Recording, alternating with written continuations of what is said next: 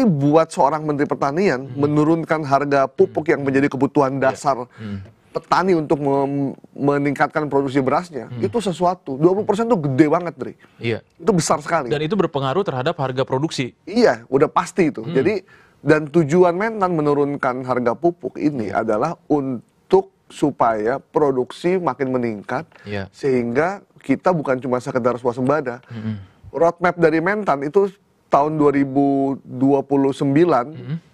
itu kita udah bukan lagi swasembada, tapi udah melampaui di atas itu. Ya, Assalamualaikum warahmatullahi wabarakatuh. Selamat sore Sobat Sindo. Dan kita ketemu lagi di The Comment bersama saya Andri Susanto dan Mas Gaib Maruto Sigit. Dan jangan lupa untuk like, subscribe, dan juga komen ya. Kita akan membahas tentang gebrakan yang dilakukan oleh Menteri Pertanian. Kaget. Gebrakan. Menteri Pertanian Pak Amran Sulaiman. Nah, Andi Amran Sulaiman. Andi Amran Sulaiman. Siap nih. Bangsawan ini. Oh iya, benar. Sulawesi ya. Yeah. Oke. Dan sebenarnya apa yang disampaikan beliau tadi pagi itu terkait dengan 3 hal. Yeah. Yang pertama itu terkait soal pupuk. Yang kedua soal stok beras. Yang ketiga tentang kesejahteraan petani. Itu triangle yang tidak bisa dipisahkan satu sama lain tuh. Betul. Dan yang menariknya, Sobat Sindo, sebelum beliau mengumumkan pagi ini, nah Mas Gaib ini kemarin sempat berdiskusi panjang kali lebar. Ya. Pagi-pagi, jam 7. Ya. Ya, di kantor beliau, dan kurang lebih 2 jam dialog Nggak sampai intens. 2 jam. Jam aja. Dialog intens. Kita gitu kan. tayangannya nanti baru hari Jumat. Hari Jumat, hari Jumat. Di Sindo News Spesial 1 tahun pemerintahan Prabowo Gibran. 8 jam non-stop. 8 jam non-stop. Mulai jam 1. Non-stop streaming. Iya. Iya. Mulai jam 1 ya? Mulai jam 1 sampai jam 9 malam. Dan tolong, ini nanti kita akan buka ya. Iya. Tapi boleh dikasih kisi-kisinya sedikit. Ini Mas Gaib. Nah. Apa yang dibahas sih sebenarnya kemarin? Mungkin ada behind the scene-nya. Akhirnya beliau mengumumkan pagi tadi terkait soal kebijakan baru ini. Ya, kalau tadi Bang Andri bilang gebrakan, memang setelah kita ngobrol sebelum wawancara dan sudah wawancara, dan sedang dalam wawancara itu, ini Menteri Pertanian ini memang kelotokan orangnya. Klotok. Ini paham betul ya tentang pertanian ya? Dia paham dan dia berani. Mungkin orang kalau duitnya banyak gitu ya. Ya, nothing tulus, nothing tulus. Nothing tulus. Dia paham dan dia berani. Iya. Karena apa yang dia hadapi itu, dibilang yang saya hadapi ini bukan orang biasa. Yang saya hadapi ini mafia. Mafia beras, mafia pupuk, dan ada lagi satu, mafia impor. Tiga-tiga ini adalah pemain besar yang sudah menikmati keuntungan puluhan tahun dengan duit triliunan. Wish. Coba. Dan dia harus menghadapi itu dalam satu waktu, dan ini bukan pekerjaan yang mudah, bukan pekerjaan yang gampang. Tapi beliau ngomong itu kemarin? Ngomong gitu.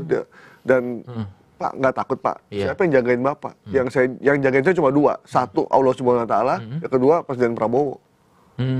Itu yang dia sampaikan kemarin. Karena dia bekerja untuk Pak Presiden. Iya, dia bilang. Nah, apa gebrakannya? Mendingan kita dengerin dulu nih, Indri. Apa yang dia omongin nanti baru saya bahas. Wis, boleh dong dikeluarin. Apa perubahan-perubahan yang dilakukan oleh beliau? Ya, VT-nya boleh, silakan, kawan-kawan.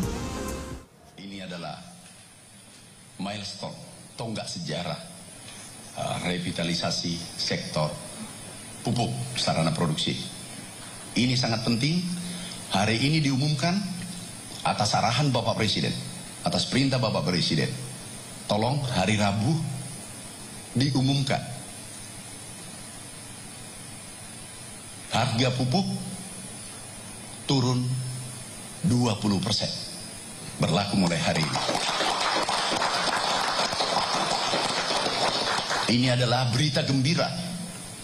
Tahun kedua, masuk tahun kedua pemerintahan Bapak Prabowo Gibran. Ini tidak pernah terjadi sepanjang sejarah. Kami umumkan, tolong seluruh yang hadir pada hari ini, PPL, Babinsa, seluruh yang hadir dicatat baik-baik.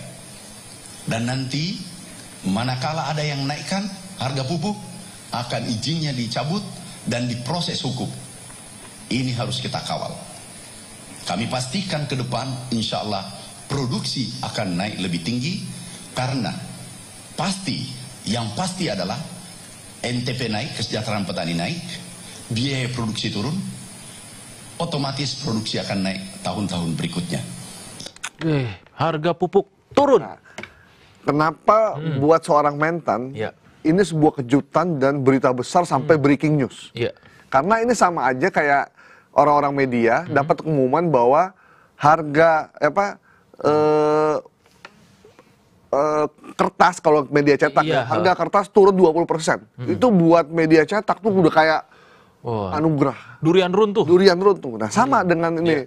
Mungkin buat sebagian masyarakat biasa aja sih itu.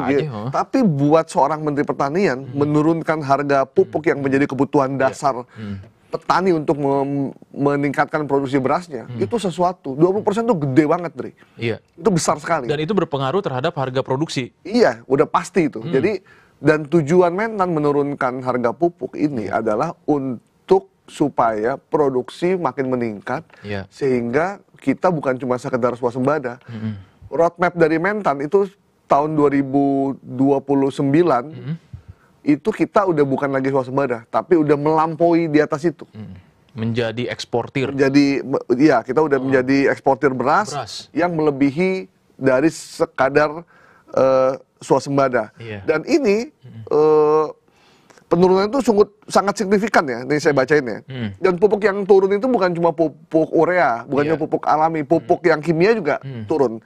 Seperti pupuk urea dari 2.250 per kilogram turun menjadi 1.800. Kan gede. Signifikan itu kalau dia belinya berapa puluh kilo kan berasa tuh.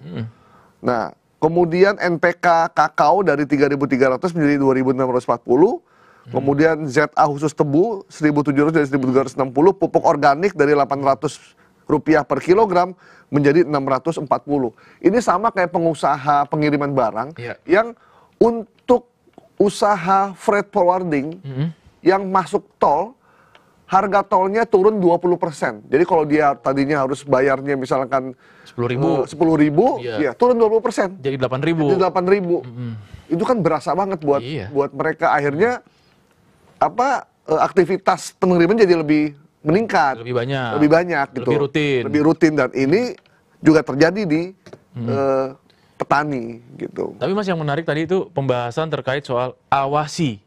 Wah, ini artinya kan ada oknum-oknum potensi ya, oknum-oknum nakal yang tetap menaikkan harga pupuk. Cocok. Mentan kemarin bilang, tugas kita bukan cuma sekedar membenahi ekosistem, membenahi regulasi, tapi juga setelah regulasi dilakukan, ngawasinnya gimana? Nah, itu yang paling susah. Nah, itu. Nah, kalau diawasin kan nggak mungkin Mentan ngawasin sendirian. Betul. Maka perlu yang namanya Babinsa, masyarakat, aparat untuk ngawasin. Kalau ada pupuk tiba-tiba naik, tegur, izinnya dicabut. Termasuk izin distributornya. Gitu. Jadi penjarakan tadi bahkan. Nah, dipenjarakan langsung. Dan apa yang dilakukan Mentan ini nggak main-main. Ingat nggak waktu ada istilahnya itu tanda kutip beras oplosan. Yang beras premium ternyata kualitasnya nggak beras premium. Campurannya lebih banyak, patahannya juga lebih banyak, tapi dijual dengan harga premium. Kan ditangkap tuh orang-orangnya yang terlibat. Nggak peduli dia perusahaan BUMD, bahkan ada perusahaan besar yang udah bertahun-tahun main di beras premium, kena cokok juga. Sempat kosong beras, akhirnya muncul lagi dengan harga baru dan kualitas yang lebih bagus. Saya cuma mau beritahu, Mentan ini, yang keturunan bangsawan Bugis ini, nggak gentar diancem, nggak gentar nggak bisa disuap, nggak bisa dikasih fee impor, nggak bisa dikasih rente kalau dia setuju impor segala macam, dia udah kaya, jadi dia bilang saya nggak peduli dengan mereka, yang saya peduli adalah kesejahteraan petani harus jalan. Pertanyaannya, emang kenapa kok pupuk bisa turun harganya? Nah, ada videonya, kita dengerin. Ada lagi nih video. Ada lagi video. Oke, kita lihat. Kenapa pupuk bisa turun dan ini prestasi? Memperbaiki regulasi. Dulu harus 12 menteri yang setujui baru pupuk bisa diedarkan.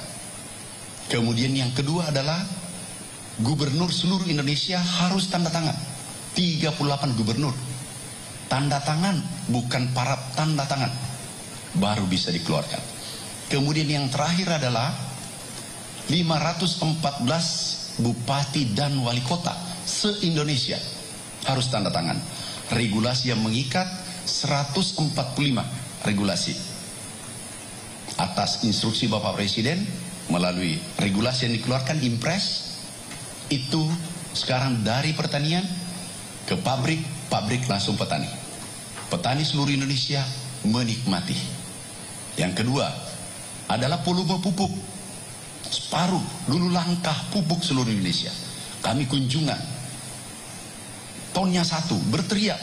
Pupuk kurang. Alhamdulillah, kali 2. 9,55 juta ton. Ini juga sudah. Itu regulasi berarti ya. Jadi ternyata dulu kalau pemerintah mau mendistribusikan pupuk, misalkan ke Jawa Tengah, itu pupuk itu harus ditandatangani 12 menteri. Satu menteri aja tuh bisa 2 minggu. Iya, benar. Kan udah berapa bulan dah. Suratnya itu ya? Suratnya tuh, lama dibilang. Lama, iya. Setelah menteri, itu ke gubernur. Iya. Gubernur Jawa Tengah. Mau gubernur Jawa Tengah harus kemana lagi tuh? Dia mau kasih ke Sleman, kan mesti bupatinya yang tanda tangan. Kadang dibiarin tuh sama gubernurnya. Ini kenyataan nih tadi kemarin Mentan dia cerita gitu. Cerita gitu, dibiarin lama. Daerahnya udah panen, pupuknya baru datang. Kemudian terus buat apa pupuk subsidi ini? Akhirnya dipakailah sama oknum-oknum ini dijual ke daerah lain dengan harga yang tidak subsidi. Iya. Nah, itu yang terjadi sehingga produksinya tidak tumbuh dan itulah yang namanya mafia pupuk. Mentan lapor ke presiden. Pak Presiden, we have a problem. Bahasa Inggrisnya begitu kan? Dia ngomong gitu kan? Mentan ngomong gitu. What happened Mentan? Begini bro, enggak. Begini Pak Presiden, kita punya regulasi terlampau panjang, terlampau strict, terlampau rigid. Mau lu gimana? Dari Mentan ke pabrik ke petani, clear. Iya, langsung aja. Gitu. Jalanin. Itu bypass berapa tuh? Wah, bebas dan regulasi pupuk itu ada 145 kan dibilang. Itu udah nggak ada lagi. Jadi selama setahun Prabowo Gibran ini mengeluarkan 17 aturan untuk pupuk biar gampang. Akhirnya pupuk sekarang dari Mentan perintahin ke Jawa Tengah, ke pabrik langsung ke petani. Dan itu benar-benar dirasakan. Bapak saya punya sawah di Magelang.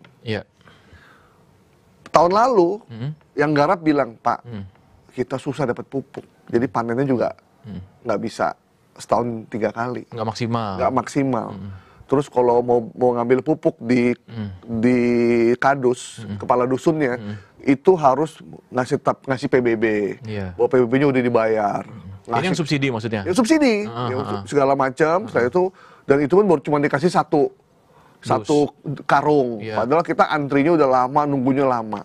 Saya bilang, kok begini banget? Nah, kemarin orangnya bilang, Pak, sekarang udah simple. Kita datang, ngasih tahu nama kita terdaftar, langsung dikasih. Artinya Mentan ini ngomong, itu memang kenyataannya begitu. Karena saya ngalamin langsung. Yang garap itu bilang, Pak, udah aman nih, pupuk udah gampang. Nah, si petani ini bisa subsidi dan ada juga beli sendiri dengan harga yang dikasih tahu Mentan itu. Jadi harganya memang udah murah sekali. Dan itu sekarang setahun berapa kali panen sih biasanya? Nah itu gara-gara pupuk akhirnya cuman setahun kita cuma dapat 2 kali. 2 kali. Nah sekarang katanya bisa 4 kali nih, 3-4 kali bisa lah katanya. Bahkan ada juga cuma sekali karena hasilnya nggak maksimal. Mau dibagi 2 sama kita juga kecil banget duitnya. Gitu, kecil banget. Apalagi orang udah tua juga gitu. Nah. Apa yang disampaikan Mentan terkait pupuk ini, itu di lapangan memang terasa dan saya yakin petani itu happy banget. Ini kayak dapat durian runtuh karena pupuk itu memang urat nadinya beras supaya dia cepat cepat tumbuh dan cepat berproduksi. Kalau nggak ada pupuk, ya cuman air doang kan kembung juga kan manusia dikasih air, apalagi beras, mau dikasih air aja. Udah becek sawah. Udah becek sawahnya, nggak ada pupuknya. Apalagi kalau sekarang musim panas, udah airnya sedikit, nggak dikasih pupuk, ya udah kering kerontang. Dan kalau padi kalau udah nggak bisa panen ya udah dia rugi udah, nggak bisa berproduksi. Dan karena target dari Pak Prabowo itu sangat tinggi, akhirnya dia ngambil kebijakan yang memang di luar nalar sih. Dan membebas semua aturan gitu. Nah itu yang membuat akhirnya dia nggak disukai mungkin sama orang yang memang selama ini menikmati keuntungan dari pupuk. Dan saya juga baru tahu begitu saya baca-baca, ternyata memang